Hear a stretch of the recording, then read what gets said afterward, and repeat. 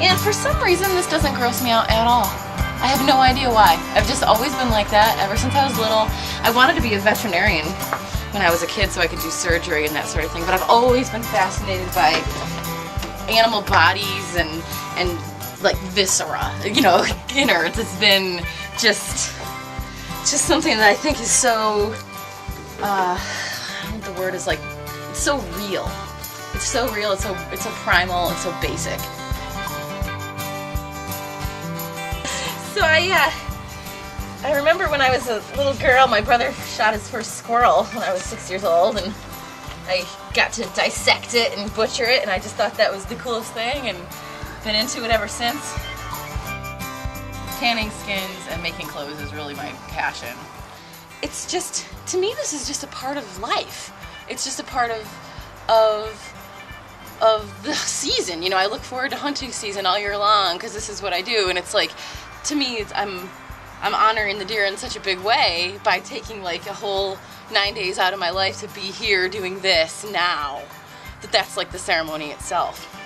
Most people who are hunting just for the meat, they cut the hide off with a knife and they put a whole lot of holes and score marks in it. And because it takes about 3 days to tan a hide, it's worth starting with just the absolute best skin you can, because you're going to put so much effort into it.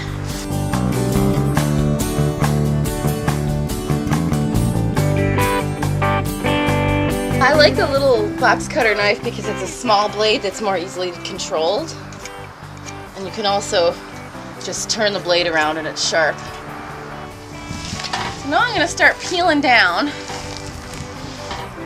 and this is the part where I want to use my knife as little as possible.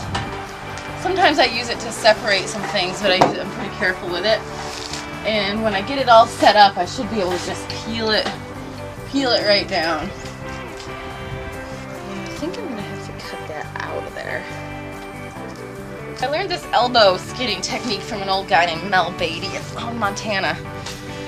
Because this whole skin, when you skin a lot of deer, really it's hard on your wrists. So I try to use as much of my elbows and like the rest of my body as possible.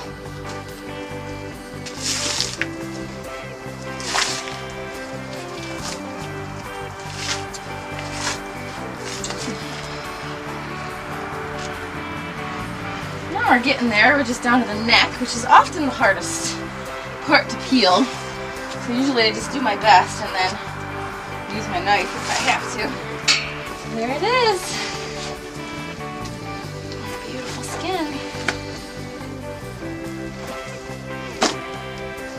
And I fold them like flesh to flesh like that so it doesn't dry out at all. And then I'll put it in the pile and get fleshed.